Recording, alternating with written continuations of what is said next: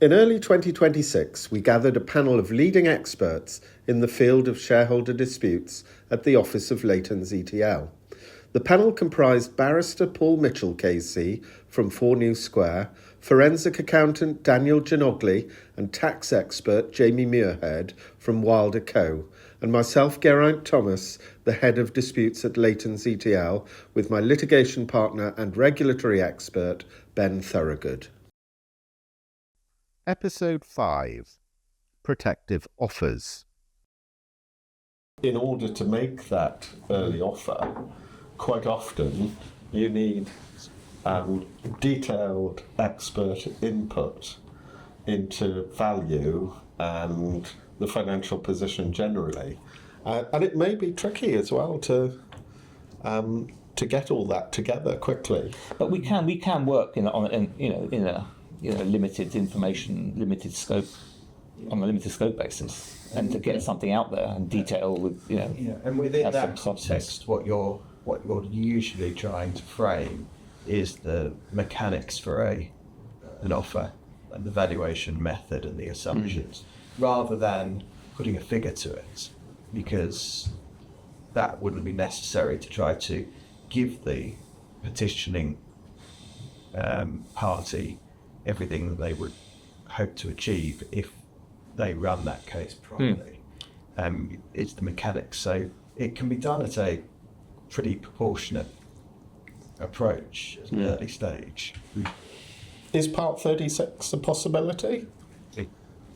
If you have the financial input to put a figure to it, I think so. Part 36 refers to one of the court rules, which provides a mechanism for making offers prejudicial on the question of costs to the other party. So, and sometimes you might couple it together, because what the courts refer to as an O'Neill and Phillips offer, that's the mechanics offer. So we say we'll buy you out for fair value, and it's an open position.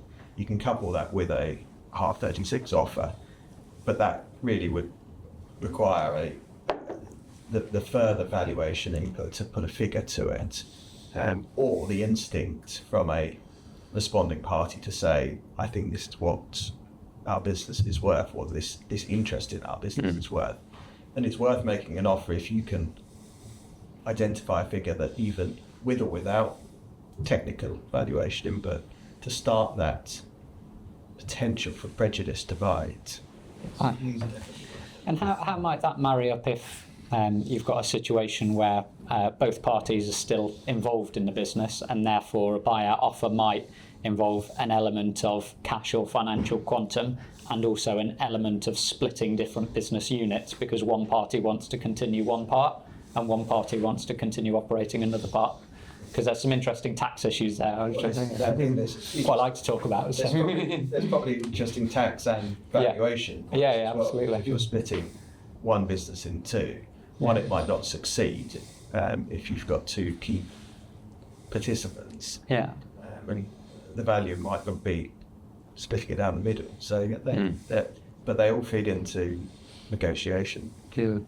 But the valuation point there would be to do with if it doesn't split down the relevant split when you split the business units, and therefore there's some cash payment between the two needed in valuing the cash payment, I presume. And then from a tax perspective, and I guess from a commercial or company law team perspective, would be how to enact the split if it's not in separate companies, putting it into separate companies, how to, if there's a holding company, how to make sure that it can go separate ways so that it's a clean commercial split. I think the tricky bit in that might be that you don't know what all the consequences might be until you've decided what to do. Yeah. And you can't decide what to do until you know what all the consequences might be. Yeah. So you have to, I think, devise some kind of formula in order to work out how each of those things changes depending on what the number is, so that you can actually get to an outcome. Yeah. So, Yes. So some of this, though, is doing the best you can with what you have available to you at any one point, because absolutely. for almost all of the disputes, we're going to have all of the information that's going to be available to a judge. Yeah. And if I think it's key for the sort of parties, the experts and the lawyers to try to use their instinct to find the right outcome based on what. Yeah, and I would add to that actually that, so I mean, if litigation continues to judgment, then obviously there is going to be a number put on, let's say, the minority interest, because that's likely going to be the outcome. Now, if you're acting for a respondent, or if acting for either of the parties, I mean, one of the aims of lawyers is to, in litigation context, is very often to create risk and uncertainty, because risk and uncertainty obviously have a premium, upwards or downwards. And so you end up with this situation where you've got a number which perhaps everyone could coalesce around for the value of the shares, but you've still got arguments to be had over what are your chances of actually winning. Because if they're only 60%, I'm not going to give you more than 60% of this number that we're all agreed on. So that question of can I establish liability, is it all going to go my way, is working kind of parallel to the ultimate number, which is the valuation number plus the tax number taken into account.